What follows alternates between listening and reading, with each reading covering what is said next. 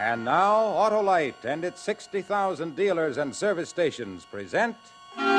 Suspense.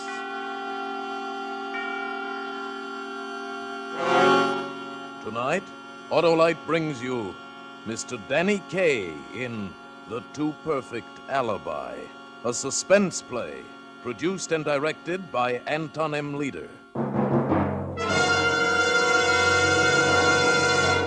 Friends, Autolite resistor spark plugs, the spark plugs with a built-in resistor, are fast becoming the most popular plugs in America. And no wonder, for when you replace your old narrow-gap plugs with wide-gap Autolite resistor spark plugs, you can tell the difference in your car. Your engine will idle smoother, you'll have better luck with lean gas mixtures, actually save gas dollars.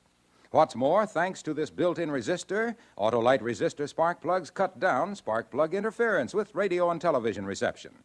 And remember, friends, only Autolite offers car owners and truck owners everywhere the sensational advantages of resistor-type spark plugs.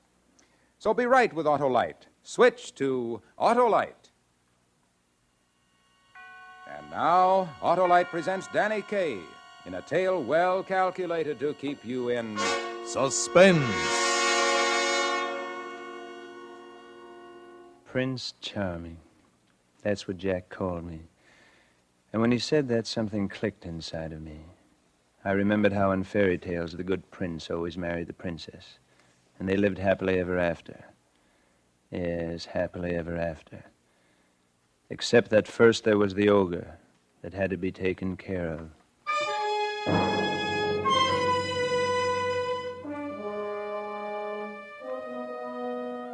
They were spending the weekend at my house in Croton, Catherine and Jack. The girl I loved and the fellow she loved. Oh, I admitted I was stupid to let myself in for it, but I just couldn't help myself. I had to have Catherine near me. She was the loveliest thing on God's earth, slender and blonde, with flecks of the purest gold in her hair, and eyes just as green as the sea. Jack was what the girls call a beautiful hunk of man, a one-time football hero. But now he was a clerk in a sports shop, a nobody. And why Catherine was so mad about him, I'll never know. After dinner Saturday night, we sat out on the terrace and looked out on the Hudson a half-mile away. Everything was quiet, peaceful. Jack, shall I tell him? After all, he is our best friend. Sure, honey, might as well. Tell me what? We're getting married Monday, Sam. Married? Hey, I'm the one who should look like he's going to face a firing squad, not you, Sam. Oh, I'm sorry, kids. It was just such a surprise, that's all. How about it, Sam? Will you be the best man? Sure, of course I will. Oh, good. And congratulations, both of you. Thank you, Sam, dear. You know, you're the sweetest, kindest, nicest, best-hearted person I've ever known. Well, she means outside of me, of course. Well, I do not, Jack Stewart. If it weren't for you, you big lug, I might even be marrying Sam on Monday. Hey. Say, I just thought of something. You like my place up here in Croton, don't you? Like it. We love it. Well, then it's yours. Wait a minute, Sam. I'm giving it to you for your wedding present. Oh, Sam. You always pick up the check, don't you? What do you mean, Jack? Everything you do makes me look cheap. You give Catherine a job and pay her twice what I make. You give us free theater parties, free dinners, and free weekends in the country. Now you want to give us a free house. Now, look, Jack, you've got me all wrong. I just want to give you kids a good start, that's all. I want you two to be happy. Just like in the fairy tales, eh?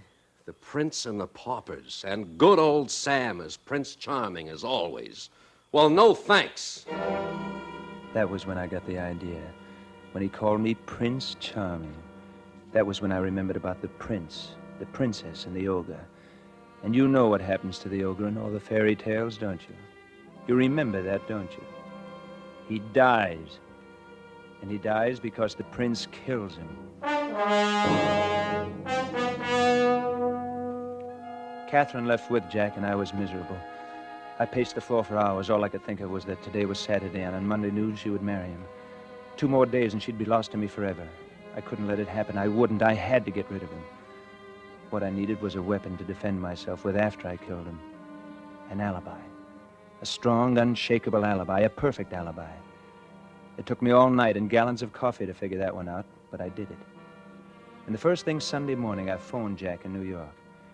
I persuaded him not to hang up on me. Well, what do you want? Jack, ever hear of the Allegheny Sporting Goods? Did I ever hear of J.P. Morgan? Well, a friend of mine owns Allegheny. So? And he needs a sales manager. I've arranged an appointment for you first thing tomorrow so you can get the job before you get married. What? It pays $20,000 a year. And you can buy your own wedding presents. Are you serious? Does he know I'm only a clerk? Well, it's just a matter of selling yourself, Jack. But I... If you're free tonight, I'll be glad to give you a few pointers on the best way to approach him. Well, that's Look, great. look, Jack, I'm going to a party in town tonight.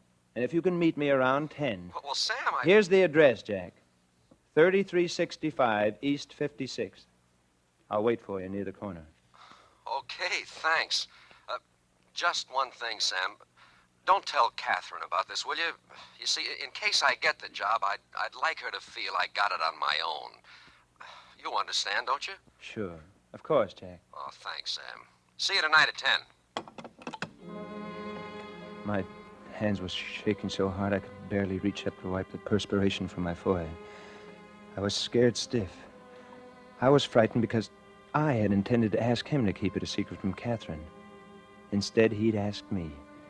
Everything about my alibi was working out perfectly. I drove to town. I went to the State Street ticket office and bought a ticket for the Staten Island ferry. Then I went uptown to my apartment. I had lots of time, so I decided to treat myself. There was a nice, thick, juicy steak in the icebox, and I'd fixed it just right and rare. As I sat at the table enjoying the steak that cut like butter, I got an idea. A good idea. Just the thing. Eventually, it was time to go to the party.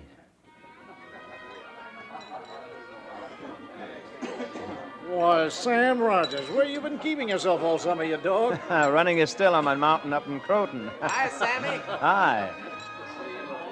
I spoke to everyone I knew and a few people I didn't know. I made certain that practically everybody saw or talked with me sometime during the evening. Hello, Sam. Where are you rushing off to, Frank? Hey, want to hear the 9 o'clock news? Oh, the news? Do you mind if I join you?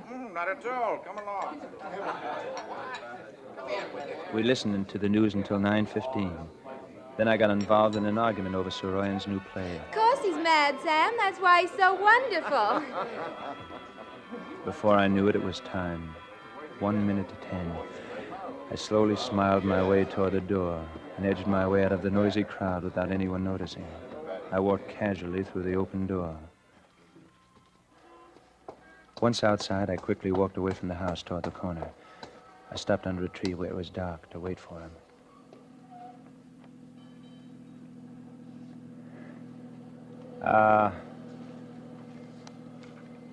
Well, I was just in time. A car turned the corner. I stepped out to flag it and froze. It was a police squad car. Hey, why don't you watch where you're going? My face was drenched when I stepped back on the curb. For the first time, I realized how easy it would be to make a slip. This time, I made sure it was Jack's car before I stepped out. Park here, Jack, under the tree. Okay. Sorry I'm late, Sam. The ferries were jammed. And on top of that, I had an argument with Catherine. And... Oh? What about? Oh, the usual, you know. First, she brought up your house again, then she was jealous about some girl I kidded with on the beach this afternoon. Didn't mean anything, but you know Catherine. We practically had a slugging match in the restaurant. She'll be over it by morning. Which reminds me, Sam, I'm awfully sorry about the way I blew my top last night. Oh, that's all right. You're still going to be my best man at the wedding, aren't you? Oh, sure, Jack. I'll be your best man. Oh, that's wonderful. Catherine was right, Sam. You are the nicest, sweetest guy we've ever known. Oh, forget it, Jack. Now, suppose we sit in the back seat of your car and talk about your new job. Okay? Get in. Okay. And do you know that was the last word he ever said? Okay! There he was, lying in the back of his car, and sticking up out of the middle of his back was my favorite steak knife.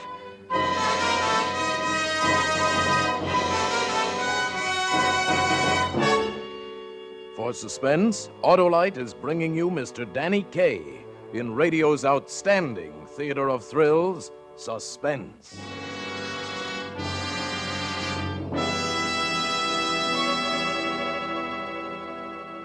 Say, Hap. Yeah. Let me read you a wonderful Christmas thank you note I got from my Aunt Susie in Maine. Why, I didn't even know you had an Aunt Susie, Harlow. Well, you just listen to this, pal. Dear Barlow. Huh? She never could get my name straight. Thank you so much for those wonderful Autolite resistor spark plugs you sent me for Christmas. Harlow, you didn't. Listen now, Hap. She says, Cousin Charlie, he's your third cousin once removed on your mother's side, you know, told me that Autolite resistor spark plugs are those popular new spark plugs that have a built-in resistor. And he said they have an extra wide gark spap. What? She means spark gap, of course, that helps make your car run slick as a kitten on skis. I see where you inherit your famous figures of speech, Harlow. Let's see. So Cousin Charlie replaced my old narrow gap plugs with my new wide gap Autolite resistor spark plugs, and right away I could see what makes people rave about them so much. I declare my car idles smooth as silk, runs better than a scared jackrabbit with a tailwind. And honestly, Barlow, I've been saving gas. Wow, Susie's got me woozy. So, friends, when it comes to spark plugs, be smart, be choosy. Take your cue from Susie and mosey on down to your nearest Autolite dealer tomorrow and get your car a brand new set of those wide gap Autolite resistor spark plugs.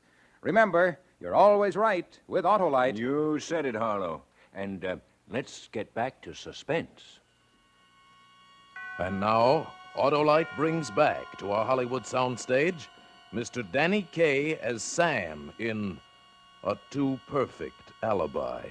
A tale well calculated to keep you in suspense. After I stabbed him, I watched him slump to the floor of the car. And that's all there was to it. The ogre was dead. And now the prince and the princess could live happily ever after. I pushed his feet into the car and slammed the door.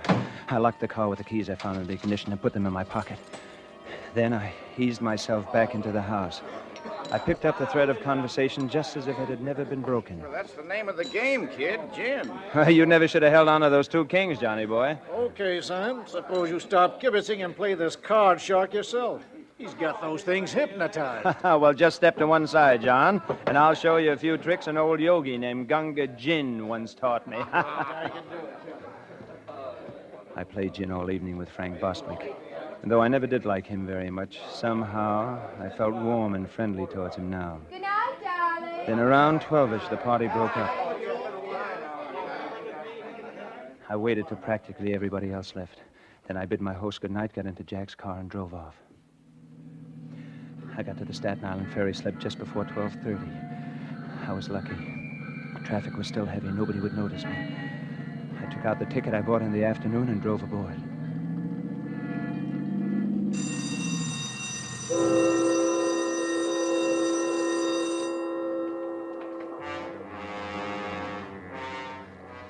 A moment later, we started across the bay. I could breathe again. I checked off another point in my alibi. If they ever faced me with a night shift ticket agent, he would have to swear he'd never seen me or sold me a ticket in his life. It was so easy, I felt like laughing. I turned and looked at him lying on the floor in the back. He wasn't fighting me anymore.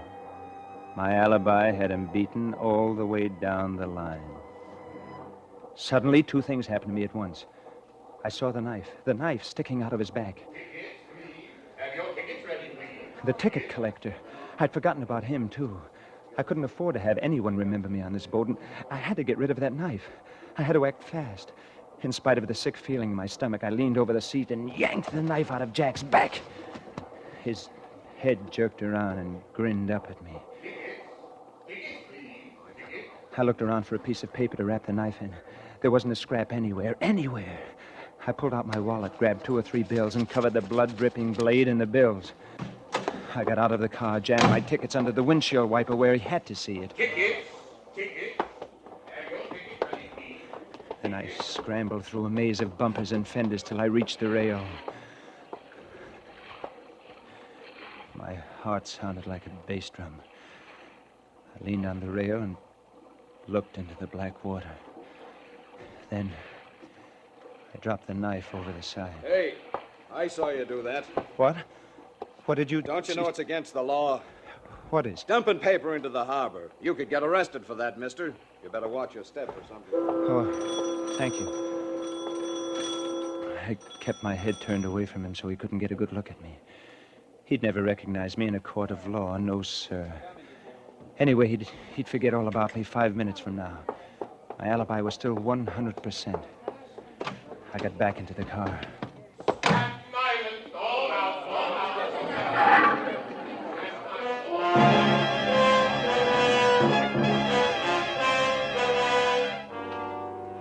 When we landed, I drove a few blocks inland. I left the car in front of a house and walked back to the ferry. By the time I got home, an hour later, I'd lost all my fears. I felt wonderful again. I went right to bed and slept soundly for the first time in weeks. I slept so soundly, in fact, that they stood there ringing my bell for 5 solid minutes before they woke me up.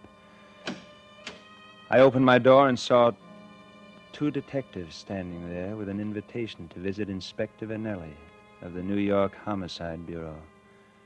Then I remembered about last night. Inspector Vanelli was a slender, swarthy man who looked more like a successful businessman than a police officer. You know Jack P. Stewart, Mr. Rogers? Certainly. Why? He's been murdered. His body was found at 9 o'clock this morning in a parked car on Staten Island. What? I can't believe it. This was his wedding day. He and Catherine were going to be married. Mr. Rogers, what was your relationship with Catherine Gilpin? Inspector, I think I ought to tell you right off that I'm probably your best suspect. You are? Yes. Catherine turned me down for Jack. That probably gives me the best motive in the world for killing him, doesn't it? Well, supposing you let me decide who had the best motive. Okay, Mr. Rogers? Okay. All right, now the best place to begin is at the beginning. He kept me there hour after hour while the police stenographers crammed their pads with notes. Finally, late in the afternoon, one of the detectives hurried in and whispered something to him. Inspector Vanelli's hard face broke into a rocky smile. Okay, Mr. Rogers, you're clear. But I don't mind telling you now, I was sure it was you. Really, Inspector? Why have you changed your mind? Well, we have 35 affidavits from responsible people swearing that you were at a party between 9:30 and 11:30 last night. And that's when Stewart was murdered. That settles it. You've got a perfect alibi. I could hardly believe it. It had been so easy. Only yesterday, the girl I loved was miles away from me, unattainable. Today, she was mine for the asking. No more rivals, no more competition. Gradually, she would forget Jack and turn to me. It would take time, I knew that. But I had plenty of time. I could wait. Catherine phoned me the next morning. And suddenly, I didn't have any time at all. Sam, they've arrested me for Jack's murder. They've what? They've arrested me. But they can't. It's just a stupid mistake, Catherine. Look, I'll call my lawyer and we'll get you out of there right away.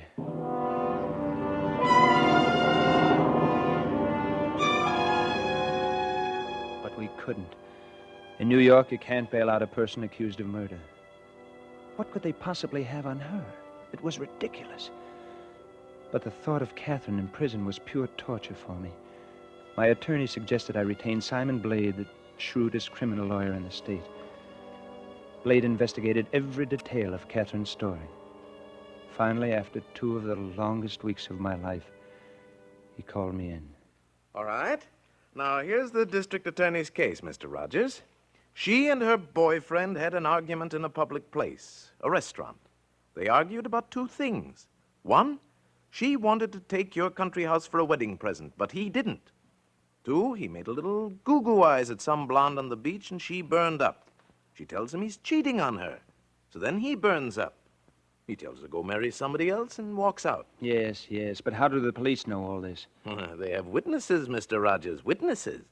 Now, she says that after the fight she went home alone and cried on her bed. But the DA says she ran after the boy, rode out into the country with him, and stuck a knife in him for calling off the wedding. Her word's as good as his, isn't it? Certainly, and she's prettier than the DA, too, but, well, I'm not finished. It seems that the management of the restaurant bought 24 new steak knives that week. Steak knives? Yes. The girl and the boy had steak for dinner, and the next morning one of the new knives was missing. The police took a sample knife down to the morgue, and it makes a perfect fit with the stab wounds in the cadaver's back. Now, all we have is her word that she didn't do it. And there's only one person in the world who can prove that she's telling the truth. Who? A corpse with 3 holes in it.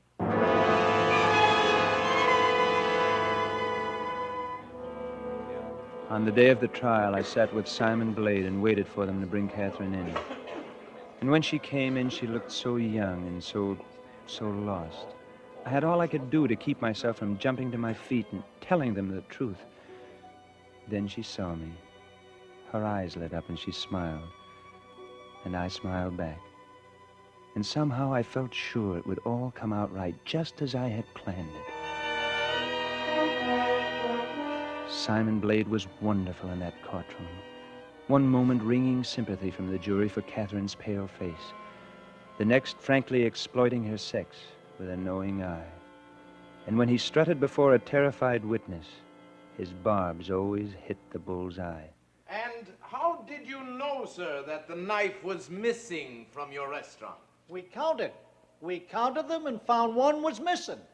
You count your silver, huh? Yes, sir. What's the matter, Demos? Don't you trust your customer? Blade forced Demas to admit that customers walked off with knives, forks, and spoons every day, that several persons had stake that night, and that anyone might have taken that knife. Everything was going along fine. And then, the district attorney exploded a surprise in our laps. Do you recognize this handkerchief, Miss Gilpin? Yes, sir. It's mine. It's yours. And would you please tell the jury what made these stains on your handkerchief? Blood. They're blood stains. But you mustn't Blood? think... Whose blood? Jack's. It's Jack's blood. But I'm not guilty. Order! Order in the court. If there are any more such disturbances, I shall order the courtroom cleared. Proceed, Counselor.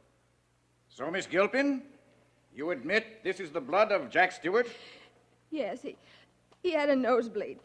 He always had them when he was excited. I loaned him a handkerchief. A very convenient explanation. Shall I tell you, Miss Gilpin, what I think the real explanation is? I think you stabbed Jack Stewart. No. Then in your jealous rage, you struck again and again. No. Then, calmer, you noticed that your hands were covered with blood. His blood. No. You wiped them on the handkerchief. This handkerchief, Miss Gilpin. No. And went to dispose of the body. No!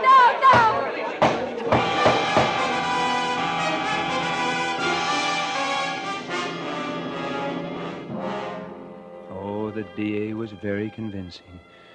And the jury thought so, too. Because when they came in after 11 hours, they found Catherine guilty of murder in the 1st degree. We appealed the case and lost. I pulled every string I could to get a commutation from the governor. It was hopeless. I had to face it finally. I had killed Jack so I could have Catherine. But I couldn't have her now, and I didn't want to go on without her. I went to the DA and told him everything. Mr. Rogers, are you trying to tell me that you killed Stewart to keep him from marrying Miss Gilpin? That's right. Since I can't have her, I might as well confess. Will you arrange to have her released? Look, Rogers, I know exactly what you're trying to do, but I've got no time for heroes. I've got 35 sworn affidavits in my files which prove that you couldn't have killed Stewart. I've got my conviction, and so far as I'm concerned, this case is closed. You wouldn't believe me. And Catherine's execution was only a week off. I went to the newspapers with my story, but they wouldn't believe me either. One of them did send a reporter with me to see the people who were at the party that night. Sam, it's wonderful what you're trying to do, but I can't lie about it, and I won't. That was the kind of answer I got everywhere I turned. Then I tried to find the 2 policemen who'd passed as I left the house and the man who had seen me throw the knife off the ferry, but it was useless. I couldn't find one person who would believe me, not one. The next day, I made a last attempt to see Catherine. They wouldn't let me. But late that afternoon, I received a note from her.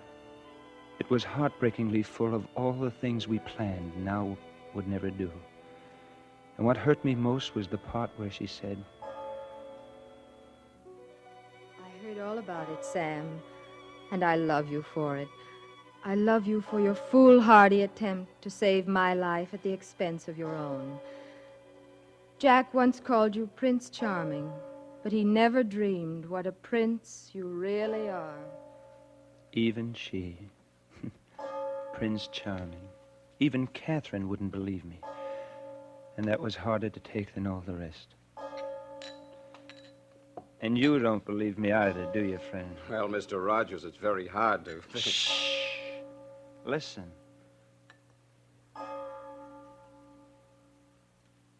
It's 12 o'clock all over again, isn't it, Joe? Why don't you go home like a good fellow, Mr. Rogers? I can't sleep, Joe. I just can't sleep. How can I sleep where nobody will believe me? Joe, why do the innocents always suffer in this world? Catherine was innocent. Why did she have to suffer? Oh, you got it all wrong, Mr. Rogers. The innocents don't suffer, but the guilty, they're the ones. Take you, for instance. Supposing you really was guilty of Jack Stewart's murder, and supposing she paid for your crime, why, you'd have 2 lives on your conscience this very minute, Mr. Rogers. And you'd have been suffering for those 2 lives ever since the night she went to... Yes, you're right, Joe. You're right. It is the guilty who suffer. Say, Joe, how about that fella? Him? He's been coming in here these 10 years now, telling the same story to anybody who listened. 10 years? Sure. And where do you suppose he's gone now? Another bar, most likely, to pick up a conversation with somebody else like you and live through it all over again. But about what he said, do you really think he killed him? Mr. Rogers? Him? Not on your life. Why, he's a prince of a guy.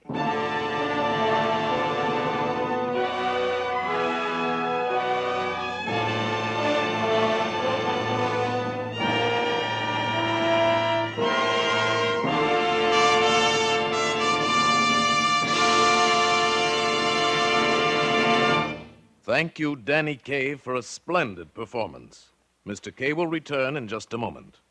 Hello, your Aunt Susie must be mighty cold up in Maine this time of year. Cold? Why, up Maine way, it's so cold they use icicles for andirons. And do those wonderful Autolite resistor spark plugs feel the frigid finger of freezing temperatures? Not on your life, because Autolite resistor spark plugs consistently give you smooth, dependable, on-the-spot performance. And remember, friends, only Autolite offers car and truck owners everywhere the sensational advantages of resistor-type spark plugs. So, with millions of car owners switching to Autolite, why don't you? Because you're always right with Autolite. And remember, Autolite means spark plugs. Ignition-engineered resistor spark plugs. Autolite means batteries. Stay full batteries. Autolite means ignition systems. The lifeline of your car.